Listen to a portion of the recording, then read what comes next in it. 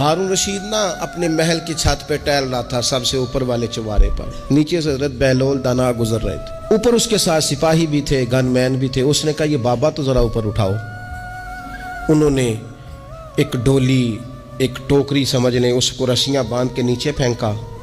نیچے جو سپاہی تھے ان کو کہا کہ یہ بابا جی کو پکڑ کے اس میں بٹھاؤ۔ انہوں نے جبرن تھاما بابا جی کو، اس میں ڈالا، اوپر والوں نے کھینچ لیا۔ 2-3 منٹ لگے۔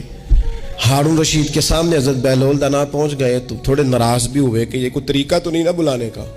ملاقات ہوئی تو کہا کیوں بلایا؟ کہنے لگا ایک مسئلہ پوچھنا تھا۔ فرمانے لگے بادشاہ ہے نا، تیرے مسئلے پوچھنے کا بھی اپنا ہی انداز ہے، پوچھ مسئلہ۔ کہنے لگا بابا پوچھنا تھا کہ آپ اللہ تک کیسے پہنچے؟ حضرت بہلول دانا چپ کر گئے۔ 2-4 منٹ کے بعد کہنے لگے جس طرح ابھی زمین سے تیرے تک نہیں پہنچا، بالکل اسی طرح پہنچ گیا اور رب کریم کی بارگاہ تک۔